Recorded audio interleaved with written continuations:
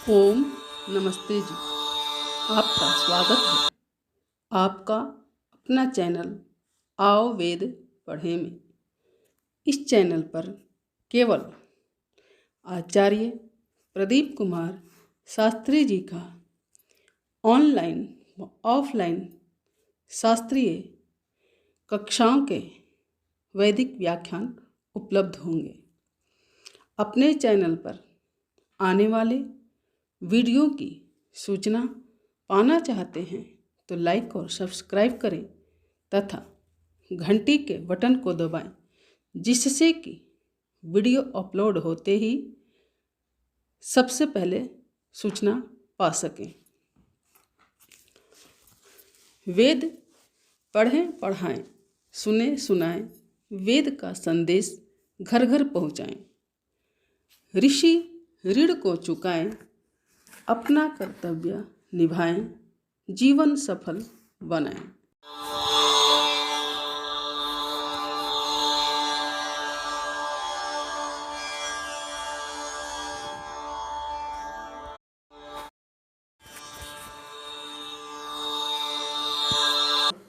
कर्मकांड जो द्वितीय विषय है उस पर चर्चा चल रही है। उसमें यज्ञ की वैज्ञानिकता, यज्ञ की इस प्राणी जगत के संरक्षण में आवश्यकता, एक जो चक्रक व्यवस्था है उसमें यज्ञ की जो स्थिति है, इस विषय पर चर्चा चल रही है। तो उसमें बताया गया कि दो प्रकार का प्रयत्न यहाँ कार्य कर रहा है। एक ईश्वर के द्वारा कृत प्रयत्न है, दूसरा जीव के द्वारा कृत है। ईश्वरीय व्यवस्था में सब कुछ वैज्ञानिक है, बुद्धिपूर्वक है। वहाँ जो समय समय पर प्राकृतिक असामर्थ्य अथवा मलिनता आती है तो उसके संशोधन का भी स्वाभाविक उपाय है। जीवों के द्वारा जो मलिनता की जाती है उसके संशोधन के उपाय भी ईश्वर ने वेद के माध्यम से बताए हैं। उनका उपयोग हम नहीं करते, उन कर्तव्यों का पालन हम नहीं करते, जिसके कारण से हम दुख के भागी होते हैं। ये सब चर्चा की गई और अंत में बताया गया कि ईश्वर की आज्ञाओं को न मानने से व्यक्ति पापी हो जाता है और क्लेश युक्त होता है। कैसे, इसी विषय को आगे बढ़ाते हैं। किन्हीं का कुछ विचारणीय हो तो रख लें, फिर आगे चलें। आचार्य जी जी, कल आपने कहा था कि भाई ये 16 संस्कार था ना जी, ये आचार्य के अधीन में आते हैं सारे के सारे? आचार्य के अधीन आते हैं सारे, ऐसा तो नहीं कहा मैंने। हमारे निर्माण के लिए, हमारे शुद्धिकरण के लिए 16 संस्कार हैं। हाँ जी, हाँ जी। गर्भाधान से लेकर के और अंत्येष्टि पर्यंत, अंत्येष्टि हाँ जी, हाँ जी। से भी बल्कि पहले संन्यास पर्यंत। संन्यास पर है। जी जी जी। तो इसमें आप कुछ हमें और भी थोड़ा सा बताएंगे, फिर तो बाद में चली जाती बात ये। तो ये सारे आचार्य के अधीन में आते हैं कार्य ये? हाँ बिल्कुल, विद्वानों के निर्देशन में ही किए जाते हैं।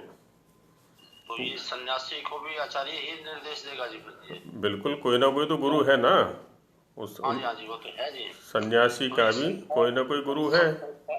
संस्कार जो कराते हैं सन्यासी का जी, सन्यास संस्कार, ये आचार्य कराते हैं फिर जी? बिल्कुल, आचार्य माने जिसके आचरण में वो ज्ञान है, वो आचार्य है। ठीक है जी। है ना? तो जिस कई बार करवाते हैं तो सन्यासी दिलवाता है, सन्यासी दिलवाता है, आचार्य नहीं दिलवाते। ये भी कोई थोड़ा शब्दों को पकड़ने का प्रयास कीजिए। ऋषि दयानंद के वहाँ सन्यासी भी आचार्य है। कौन सन्यासी आचार्य है? सन्यास जिसके आचरण में है। ठीक है जी। आपने जो आचार्य शब्द है ना, वो रूढ़ी वृत्ति में ले लिया है कि आचार्य माने गुरुकुल के आचार्य। तो और यहाँ हम प्रसंग चूंकि आपने सन्यासी का उठाया है, तो संन्यास दिलाने का अधिकार आचार्य का है, माने संन्यास जिसके आचरण में है, ठीक है जी, वो सन्यासी किसी अन्य व्यक्ति को संन्यास दिलाने का अधिकारी है। ठीक है जी। जी जी। तो ये चर्चा की गई। अब कहते हैं क्यों वो पापी होता है, क्यों वो क्लेश युक्त होता है जो ईश्वर की आज्ञा का उल्लंघन करता है। तो कहते हैं कुतः, कुतः माने किस हेतु से ऐसा होता है। क्या होता है कि वो पापी हो जाता है, वो क्लेश युक्त हो जाता है ईश्वर की आज्ञा को न मानना अथवा उसके विपरीत आचरण करने पर। तो कहते हैं कि सर्वोपकार करणात्, ये जो यज्ञ है अथवा ईश्वर की जितनी भी आज्ञाएं हैं, अब चूंकि प्रसंग इस समय यज्ञ का चल रहा है तो इसलिए इसको हम यज्ञ तक ही सीमित रखेंगे। तो ईश्वर की आज्ञा यज्ञ को करने की है और यज्ञ हम करते रहिए।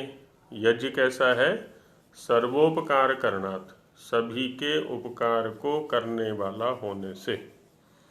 तो सभी के उपकार को करने वाले उस यज्ञ को हम नहीं करते और सबके अपकार के लिए कार्य करते रहते हैं, नियमित रूप से दुर्गंध निकालना, वातावरण को दुर्गंधित करना, जल आदि को दूषित करना आदि आदि नियमित रूप से हम करते रहते हैं। अपनी सुविधा के लिए प्रकृति का दोहन करना। तो उसमें आगे दिखाते हैं कि यत्र खलु यावान मनुष्यादि प्राणी समुदायो भवति तत्र तावानेव दुर्गंध समुदायो जायते। यत्र माने जिस स्थान पर अथवा जिस काल में, स्थान को लें हम कि जिस स्थान पर खलु निश्चित रूप से यावान मनुष्यादि प्राणी समुदायो भवति, यावान माने जितना, जितना मनुष्यादि प्राणियों का समुदाय होता है, उसमें मनुष्य भी हैं, पशु भी हैं, पक्षी भी हैं, कीट पतंग आदि दुनिया भर के प्राणी हैं।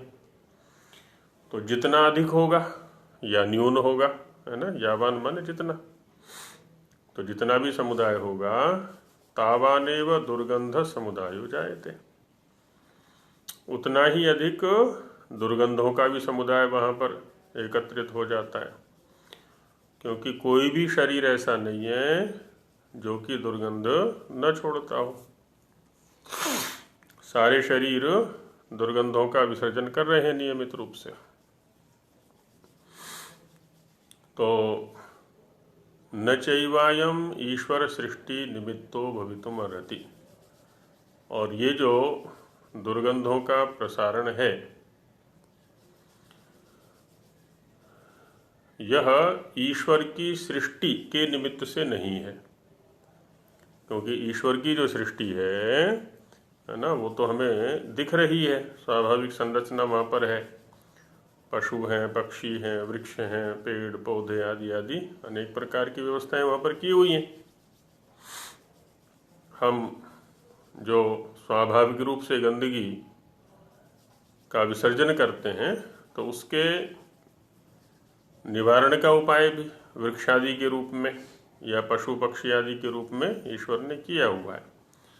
लेकिन हम तो अपनी सुविधाओं के कारण या सुविधाओं को केंद्र में रख करके और अधिक भोगवादी बनते हुए मलिनता को फैला रहे हैं, तो वो ईश्वर की सृष्टि के निमित्त नहीं है।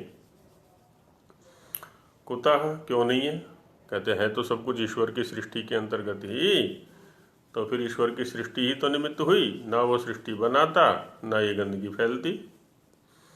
तो कहते हैं कि तस्य मनुष्यादि प्राणी समुदाय निमित्तोत्पन्नत्वात्, ये जो दुर्गंध है, मलिनता है, यह सब क्या है, तस्य मनुष्यादि प्राणी समुदाय, आदि शब्द से मनुष्य के लिए उपयोगी जो जो इसने अपने लिए उपयोगी बनाए हुए हैं, पशु पक्षी आदि। तो तस्य उस दुर्गंध के मनुष्यादि प्राणी समुदाय के निमित्त से उत्पन्न होने के कारण, है ना, मनुष्यादि प्राणी समुदाय जो है वो उसको उत्पन्न कर रहा है, न कि ईश्वर की सृष्टि में वैसा प्राप्त है। यत्तु खलु मनुष्याः स्वसुखार्थम हस्त्यादि प्राणिनाम एकत्र बाहुल्यम कुर्वन्ति। अब हस्त्यादि प्राणी समुदाय स्वतंत्र रूप से घूमता रहे जंगलों में तो कोई गंदगी नहीं है, वो स्थान स्थान पर खाद आदि होता रहता है। अब ये अपनी सुविधा के लिए पशुओं को बांधता है, एकत्रित करता है, उनका मल इकट्ठा हो जाता है वहाँ पर। और अपने लिए भी ऐसा ही कर दिया इसने, शौचालय बनाए, मल एकत्रित हो गया। नहीं तो पहले इसका भी मल खेतों में फैला रहता था, वहीं खाद बन जाता था, या कुत्ते पक्षी आदि उसकी सफाई कर देते थे।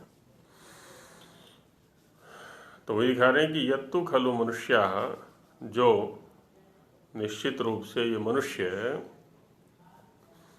स्वसुखार्थम, अपने सुख के लिए, अपने सुख को ध्यान में रख करके, इंद्रिय सुखों को ध्यान में रखते हुए, भौतिक सुखों को ध्यान में रख करके, हस्त्यादि प्राणी नाम, हस्ती माने हाथी आदि प्राणियों का एकत्र बाहुल्यम कुर्वन्ति, किसी एक स्थान पर उनको इकट्ठा कर लेते हैं, बहुत सारे प्राणियों को, है ना, बैल हैं, गाय है, भैंसे हैं, जो भी हैं सबको इकट्ठा कर लिया, हाथी है, घोड़े हैं। अतः तज्जन्योप्यधिको दुर्गंधो मनुष्य सुखेच्छा निमित्त एवं जायते। इसलिए तज्जन्य, उस समुदाय के द्वारा उत्पाद्य, उस प्राणी समुदाय से उत्पन्न होने वाला जो भी अधिक दुर्गंध है ना, और अधिक दुर्गंध मनुष्य की सुख की इच्छा के कारण से वो इकट्ठा करता रहता है, मेरे पास अधिक हो, मेरे पास अधिक हो, मेरे पास अधिक हो, आवश्यकता है या नहीं है इस पर ध्यान नहीं देता हो, तो और अधिक उत्पन्न हो जाता है वो दुर्गंध। यदि ये इकट्ठा ना करे तो दुर्गंध नहीं होगा, स्वाभाविक रूप से विचरण करने दे। ऋषियों ने गाय के लिए गौ शब्द दिया, तो गौ किसको कहते हैं, तो गच्छति इति गौ, जो निरंतर गतिशील है। और पहले जो गौएं थीं वो निरंतर गतिशील रहती थी, है ना, हमने देखा है अपने बचपन में, सब गौएं चरने के लिए चली जाया करती थी, आती थी तो एक बाड़े में घूमती रहती थी वहाँ पर भी, तो उससे गंदगी होती ही नहीं थी कुछ इकट्ठी। तो वो कहते हैं कि तो मनुष्य की जो सुख की इच्छा है उसके कारण से ये सब होता है। एवं वायु वृष्टि जल दूषक सर्वो दुर्गंधो, इस प्रकार से वायु और वृष्टि जल को दूषित करने वाला,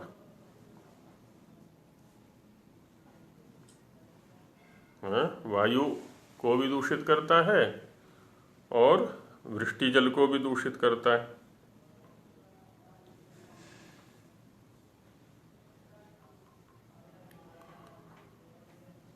सर्वो दुर्गंधा, ये सारा का सारा दुर्गंध जितना भी है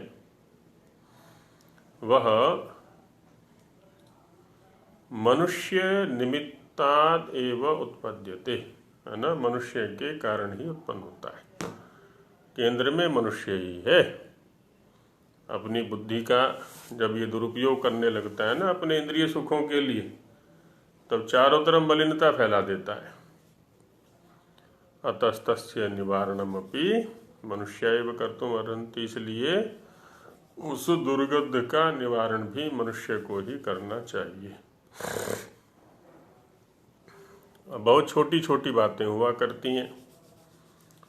हम स्नानागार में गए स्नान के लिए, तो वहाँ पर भी साबुन कहीं छोड़ दिया, शैम्पू कहीं छोड़ दिया, कपड़े कहीं छोड़ दिए, नहीं तो निकलते समय उसको व्यवस्थित करके निकलना चाहिए।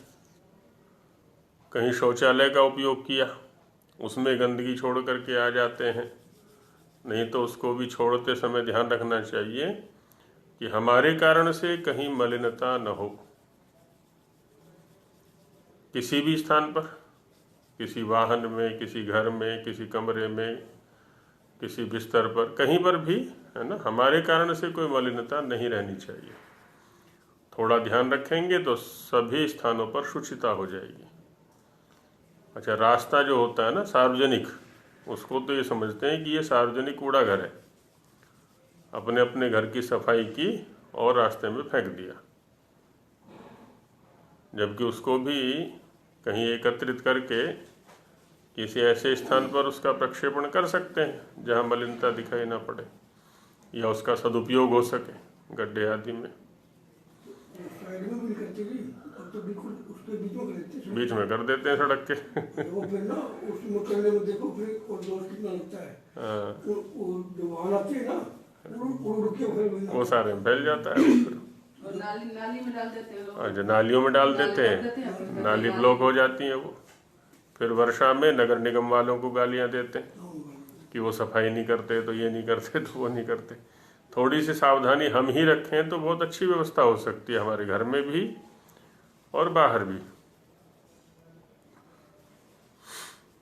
वो आनंद स्वामी जी महाराज बहुत अच्छे प्रचारक थे, बहुत अच्छे व्यक्ति थे। वो एक कहानी सुनाया करते थे कि एक घर में मैं रुका हुआ था, तो रात्रि का समय, भोजन का समय था। मेरे सामने सब भोजन आदि आ गया। हुआ क्या कि अचानक बिजली भाग गई। तो घर के जितने भी सदस्य थे वो लगे बिजली विभाग को दोषी ठहराने, इनको भी इसी समय लाइन काटनी थी, तो ऐसा तो वैसा तो वो। तो स्वामी जी बोले, भाई ऐसा है, मोमबत्ती माचिस तो होगी तुम्हारे घर में, तो उसको जला लो, कोई बात नहीं, जब बिजली आएगी तब आ जाएगी। अब सब लगे ढूंढने, ना उनको मोमबत्ती मिली ना माचिस मिली। कोई मेज पर ढूंढने गया तो उससे कोई सामान गिर गया, है ना, कोई रसोई में गया तो उससे दूध बिखर गया, आदि आदि जो है। अच्छा, थोड़ी देर में बिजली आ गई। स्वामी जी बोले, तुम छोटा सा घर व्यवस्थित नहीं कर सकते, तुम्हें ये नहीं पता कि माचिस कहाँ है, मोमबत्ती कहाँ है, और तुम बिजली विभाग वाले को दोषी ठहरा रहे हो कि उन्होंने ऐसा कर दिया वैसा कर दिया। भाई, हर चीज़ का आरंभ मेरे से होता है, अपने से होता है। तो जो कुछ मैं दूसरे से कराना चाहता हूँ या दूसरे से अपेक्षा करता हूँ, वो स्वयं आरंभ कर दूँ।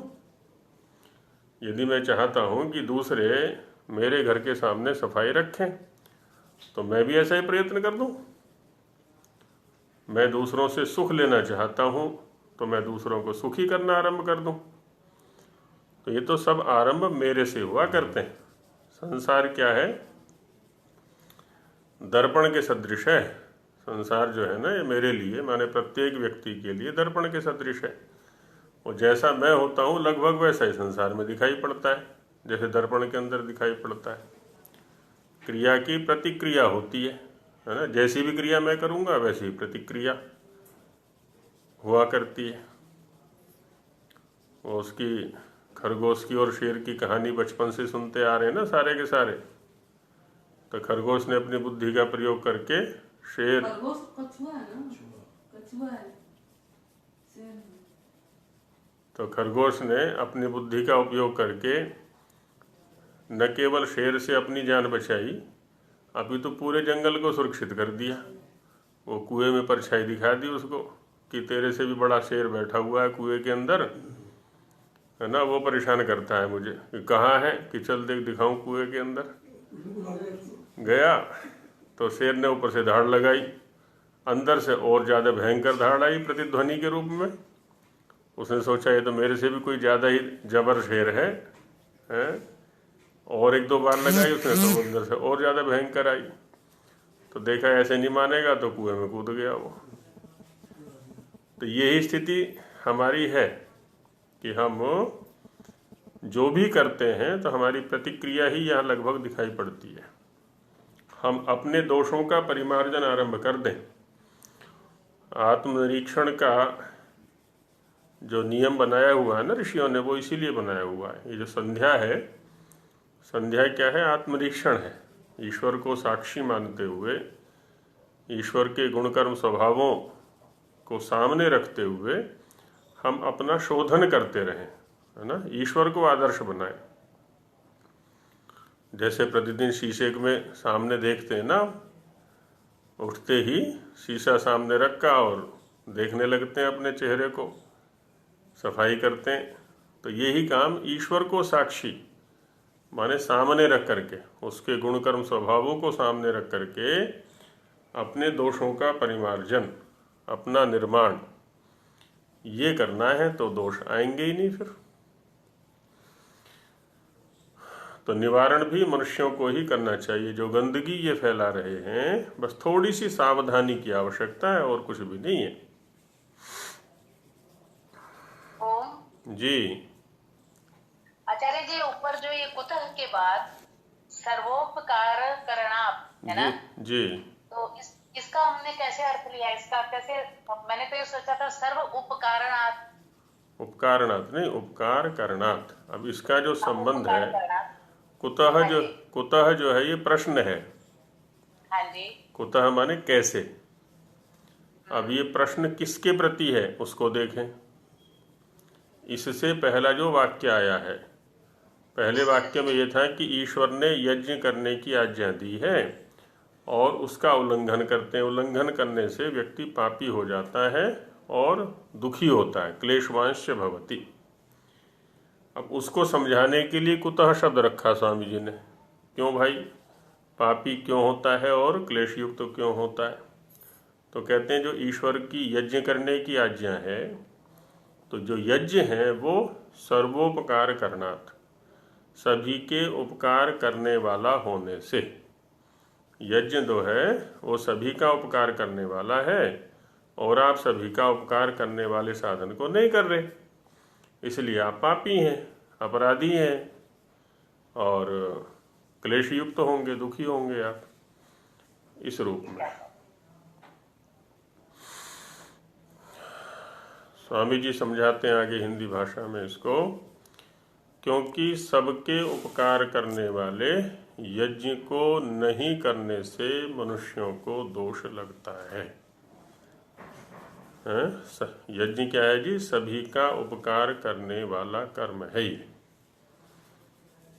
कोई व्यक्ति कहीं भी बैठ करके यज्ञ करेगा, चाहे वो जंगल में करे, घर में करे, बाहर करे, अंदर करे, कहीं भी यज्ञ कर्म को करेगा तो निश्चित रूप से, लेकिन उसमें सावधानी रखनी है।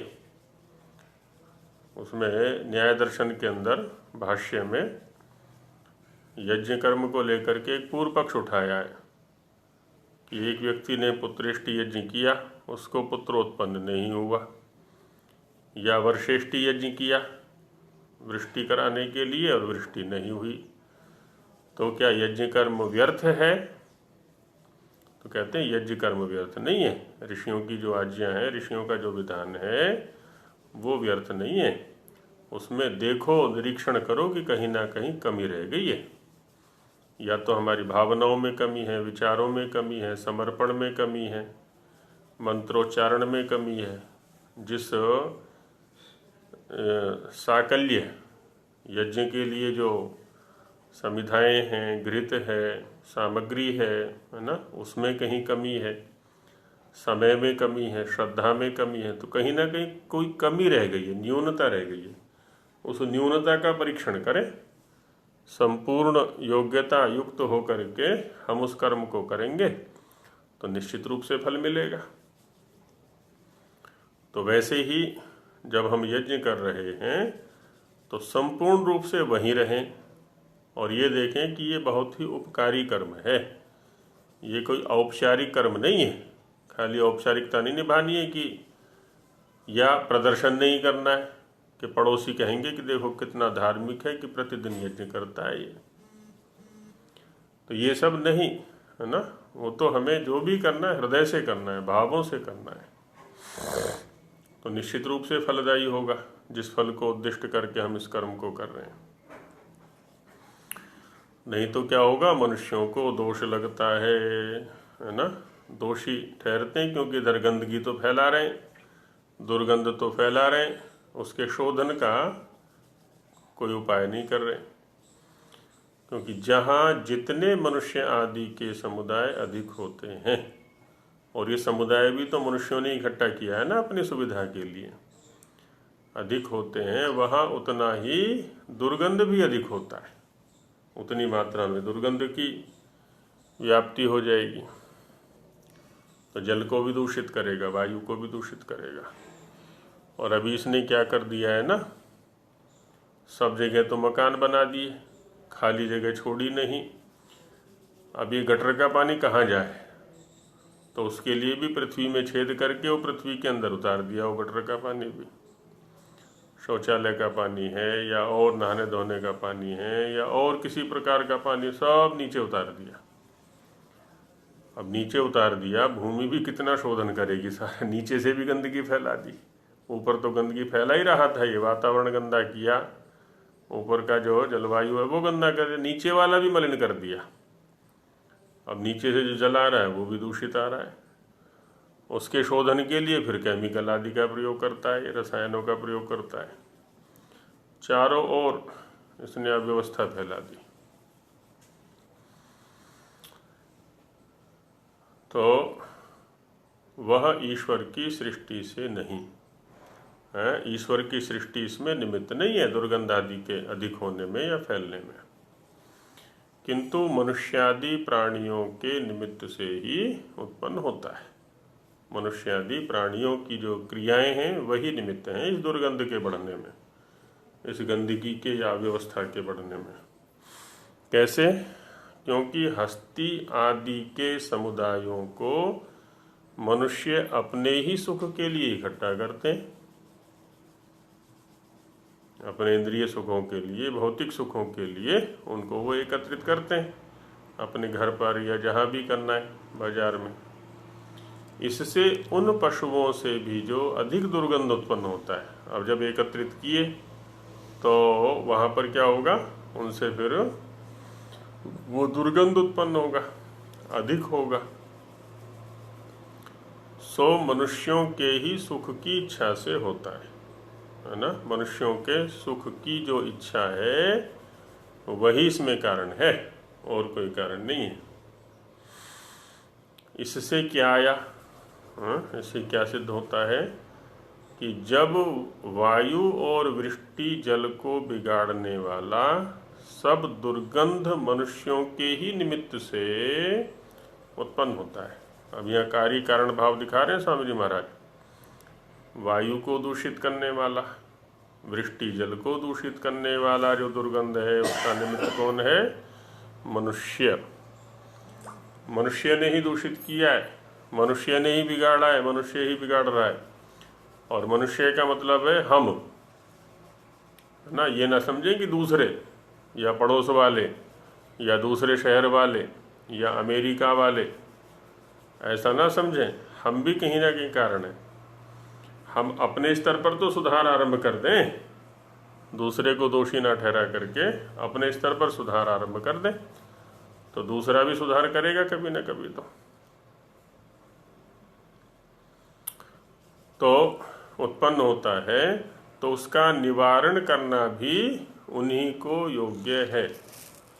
तो जब गंदगी वो फैला रहे हैं तो उसका निवारण भी वही करें, ये दायित्व उन्हीं का है, अन्य किसी का दायित्व नहीं है।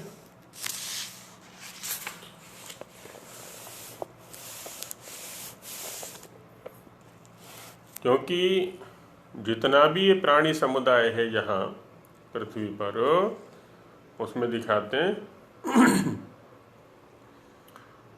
कि तेषाम मध्यान मनुष्य एव उपकारान उपकारो वेदतुम अर्हा संति। इन प्राणियों के मध्य में, है ना, जितने भी प्राणी हैं यहाँ पर, इस क्रिया से उपकार होता है और इस क्रिया से अपकार होता है। इससे लाभ होता है, इससे हानि होती है। इस बात का विवेक करने की जो योग्यता है वो केवल मनुष्य के पास है, अन्य किसी प्राणी के पास में नहीं है।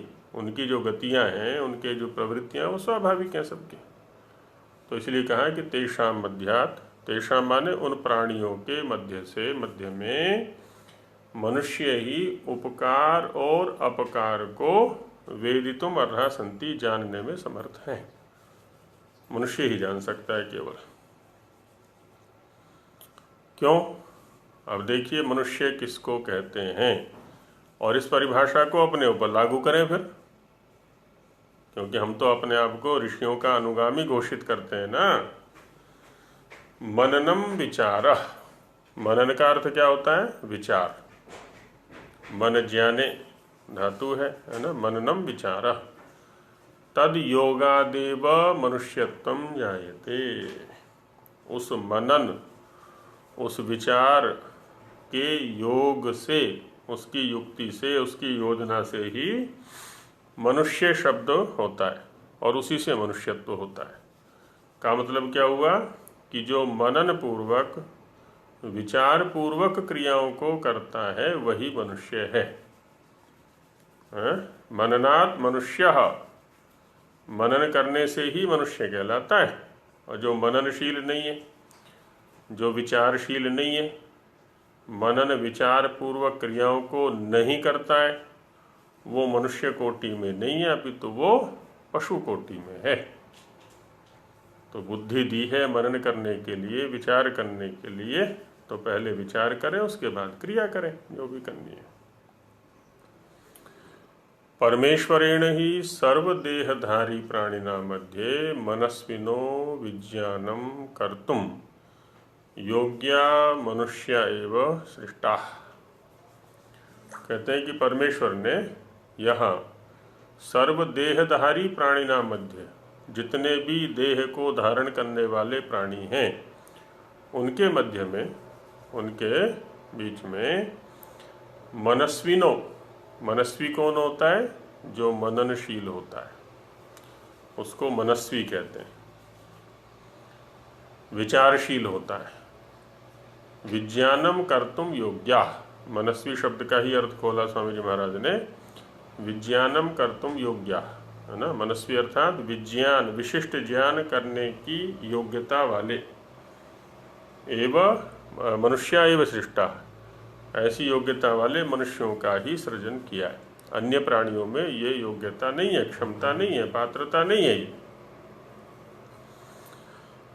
तद्देहेषु परमाणु संयोग विशेषेण विज्ञान भवनानुकूलानाम अवयवानाम उत्पादितत्वात्।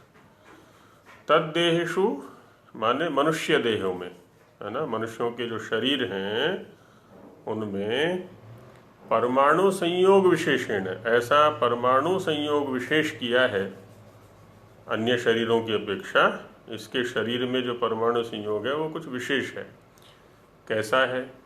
जिससे कि विज्ञान भवनानुकूलानाम, विशिष्ट ज्ञान होने के अनुकूल जो अवयव हैं, ऐसे अवयव हैं इस शरीर में, मनुष्य के शरीर में, जो कि विज्ञान होने के अनुकूलता प्रदान करते हैं उसको उत्पन्न करने से। अतस्त एव धर्मा धर्मयोर ज्ञानम अनुष्ठानानुष्ठाने च कर्तुम अर्हन्ति न चान्ये। अतस इसलिए त एव माने मनुष्य ही, वो मनुष्य ही धर्म अधर्म का, है ना। ये धर्म है, ये अधर्म है। ऐसा करना धर्म है, ये धार्मिक क्रिया है, ये अधार्मिक क्रिया है। ये कर्तव्य धार्मिक है, ये अधार्मिक है। ज्ञानम, इनका ज्ञान, धर्म और अधर्म का ज्ञान, और ज्ञान के अनुकूल फिर अनुष्ठान, अनुष्ठान। धर्म का अनुष्ठान करना है और अधर्म का अनुष्ठान नहीं करना है। लेकिन समस्या क्या है? हम सभी के ऊपर दुर्योधन की वृत्ति इतनी हावी है कि हम सारे के सारे दुर्योधन बनना चाहते हैं। दुर्योधन से पूछा था ना एक बार कि भाई तुम तो पढ़े लिखे हो, उसी गुरु के पास शिक्षा हुई है जहाँ युधिष्ठिर की हुई, यानियों की हुई है, पांडवों की, औरों की। धर्म को भी जानते हो, धर्म को भी जानते हो, फिर क्यों अधर्म में लगे रहते हो भाई हर समय? तो दुर्योधन ने कहा कि जानामि धर्मम न च मे प्रवृत्ति, धर्म के स्वरूप को मैं अच्छी प्रकार से जानता हूँ, क्या करूँ, उधर मेरी प्रवृत्ति नहीं होती। जानाम्यधर्मम न च मे निवृत्ति, अधर्म के स्वरूप को भी अच्छी तरह जानता हूँ, लेकिन उसको करते हुए मैं कभी थकता ही नहीं, उससे कभी हटने की मेरी वृत्ति बनती नहीं। मुझे ऐसा लग रहा है कि कोई मेरे अंदर बैठा हुआ है और बलपूर्वक मुझे अधर्म में नियुक्त किए हुए है कि अधर्म कर, अधर्म कर, अधर्म कर। माने अधर्म का अभ्यास इतना प्रबल कर लिया था उसने, जैसे कि हमने किया हुआ है। आत्मनिरीक्षण करके देखें अपने अपने स्तर पर, हम शरीर के साथ कितना अन्याय कर रहे हैं, स्थूल शरीर के साथ, सूक्ष्म शरीर के साथ कितना अन्याय कर रहे हैं, अपने साथ कितना अन्याय कर रहे हैं, परिवार के साथ, समाज के साथ, राष्ट्र के साथ कितना अन्याय कर रहे हैं। जिसको हम न्याय समझते हैं ना, वो भी अन्याय है। जिस किसी प्रकार से, है ना, आज परिवारों में एक झगड़े का बहुत बड़ा कारण क्या है? श्रीमती जी ने पूछ लिया, पत्नी ने पूछ लिया, ये पैसा कहाँ से आया है, या ये पैसा कहाँ जा रहा है, बस झगड़ा चालू कि तुझे क्या मतलब, मैं चाहे चोरी करके लाऊं, चाहे डाका डाल के लाऊं, कैसे भी लाऊं, पर तेरा पेट तो भर रहा हूं ना मैं, है ना। बच्चों के लिए कपड़े मिल रहे हैं, बच्चों के लिए ये मिल रहा है, बच्चों के लिए वो मिल रहा है, अब कहाँ से ला रहा हूँ, ये मेरा काम है। मतलब साधन पर ध्यान नहीं देना है, उपायों पर ध्यान नहीं देना है कि वो शुचि होने चाहिए, वो पवित्र होने चाहिए, कहीं से भी ये पैसा आना चाहिए।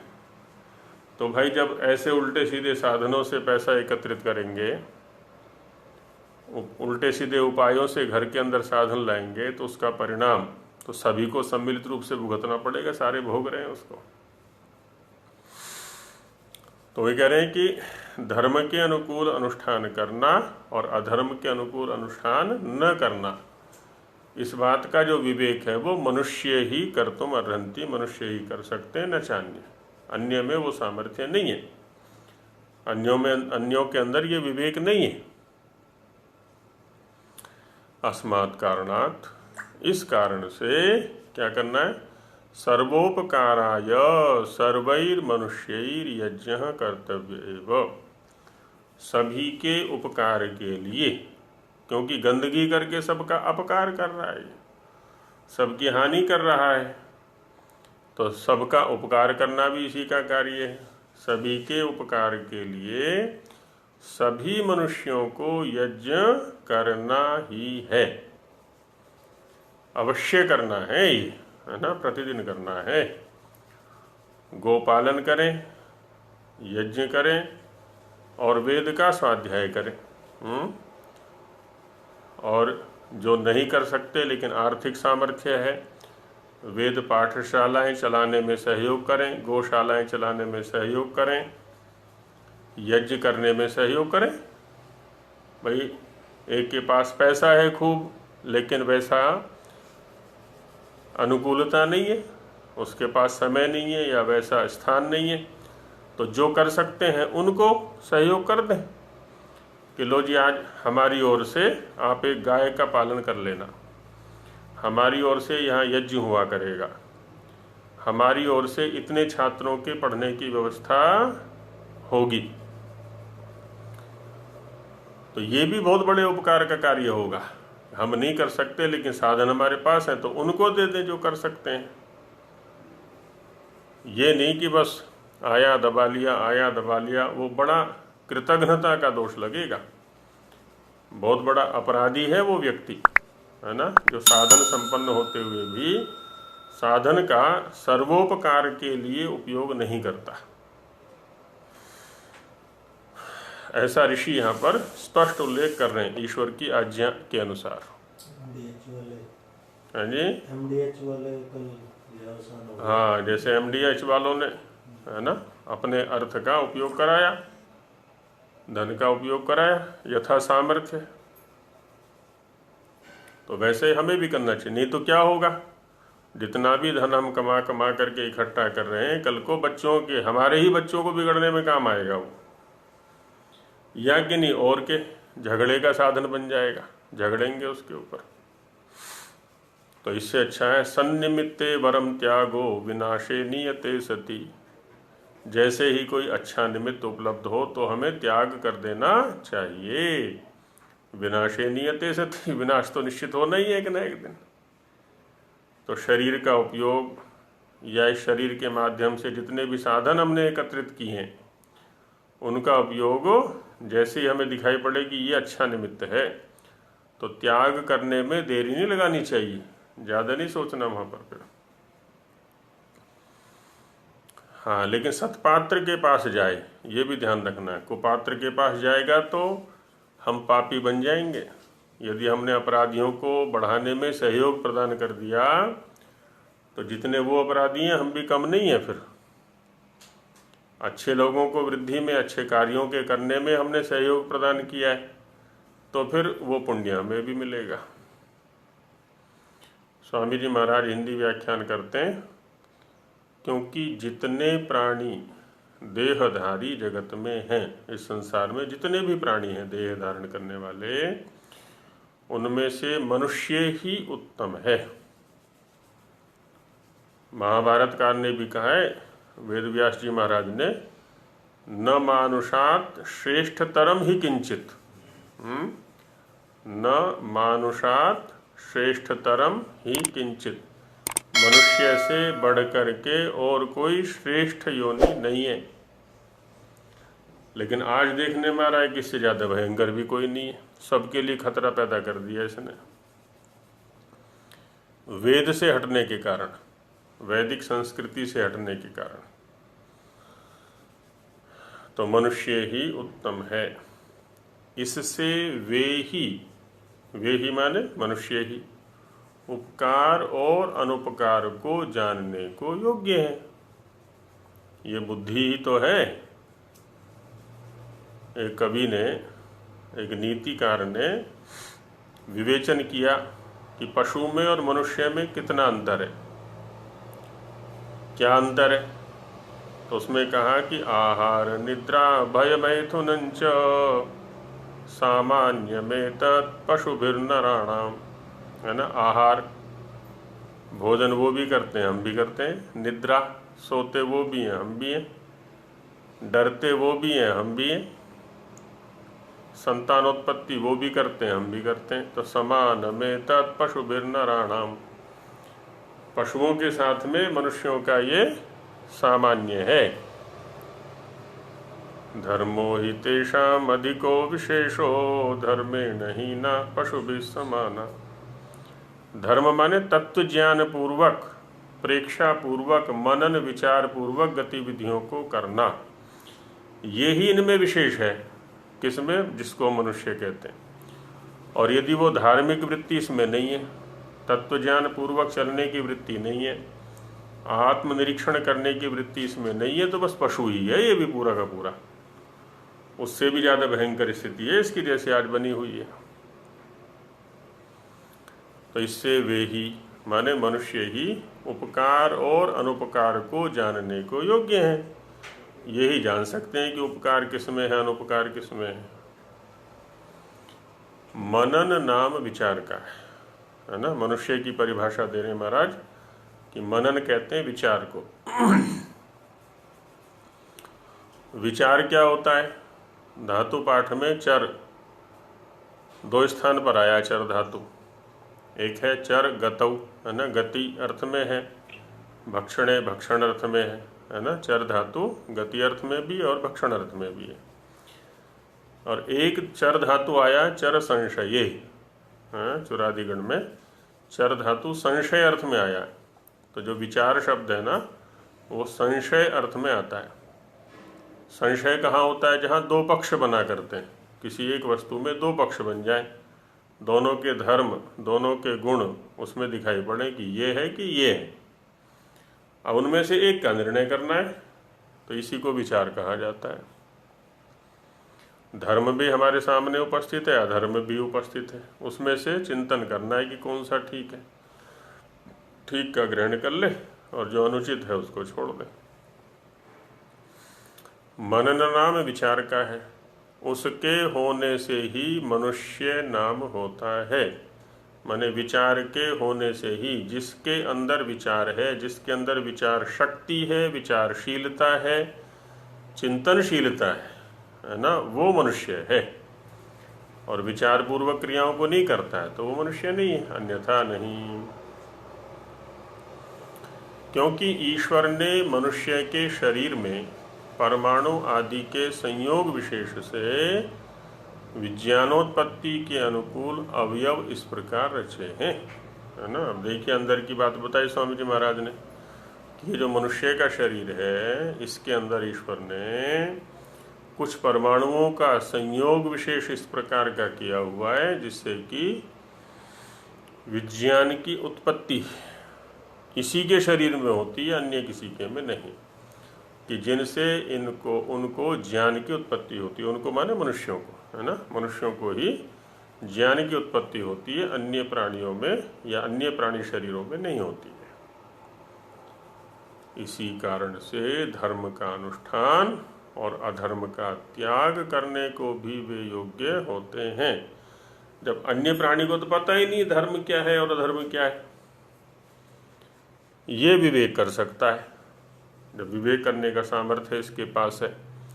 लेकिन करेगा तभी जब विचार पूर्वक क्रियाओं को करेगा। यदि बिना विचारे करेगा तो यहाँ पर भी मनुष्यत्व नहीं है। धर्म अधर्म सब एक समान हो जाएंगे जब ये विचार पूर्वक नहीं चलता है। तो धर्म का अनुष्ठान और अधर्म का त्याग करने की योग्यता भी इसी में है, मनुष्य में ही है, अन्य में नहीं है। और जब ये धर्म का अनुष्ठान करेगा तो इसको देख करके दूसरे भी करेंगे, अधर्म का त्याग करेगा इसको देख करके दूसरे भी करेंगे, क्योंकि मनुष्य केंद्रित ही व्यवस्थाएं हैं यहाँ पर लगभग। बाकी सब प्राणी इसी के उपकार के लिए लगे हुए हैं, अन्य नहीं। इससे सबके उपकार के लिए यज्ञ का अनुष्ठान भी उन्हीं को करना उचित है। सभी लोगों, है ना, यज्ञ अवश्य करें, क्योंकि इसके करने से सभी का उपकार होता है और इसको अवश्य ही करना चाहिए।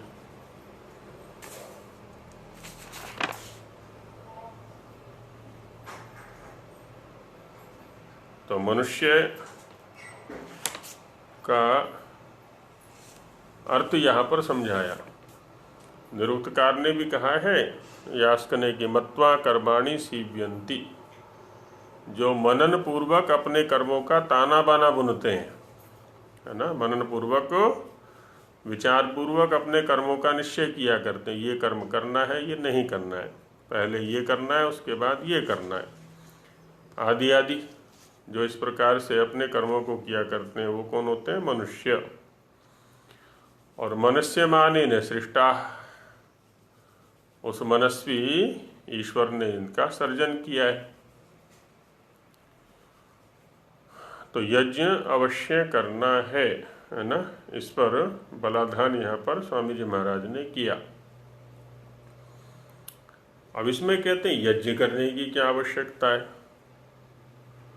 जैसे एक पंसारी होता है, उसकी दुकान में सुगंधित द्रव्य भरे हुए हैं, पौष्टिक भी भरे हुए हैं, मधुर भी भरे हुए हैं, रोगनाशक भी भरे हुए हैं, चारों प्रकार के द्रव्य उसकी दुकान में है। तो बस रखने से ही काम चल जाएगा। जैसे कपूर यहाँ रखा तो पूरे घर में सुगंधित हो गया, पूरा घर सुगंधित हो गया। कस्तूरी रखी, हींग रखा, पूरा घर सुगंधित हो गया उससे। तो उसमें यज्ञ करने की तो आवश्यकता नहीं है। किंच भो, अब आगे प्रसंग कल चलाएंगे, अभी समय हो गया है। तो इसकी और ज़्यादा वैज्ञानिकता की स्थापना की जाएगी, क्योंकि जब हमें किसी सिद्धांत का गहराई से पता चल जाता है और वो हमारे लिए कितना उपयोगी है, कितना उपकारी है, इस बात का पता चल जाता है, तो फिर हमारी प्रवृत्ति भी एक न एक दिन उसमें हो जाया करती है। जैसे टीवी सभी देखते हैं, मोबाइल देखते हैं, तो क्या होता है ना, कंपनी वाले बार बार विज्ञापन देते हैं। हर कार्यक्रम में कई बार विज्ञापन आ जाते हैं, और उन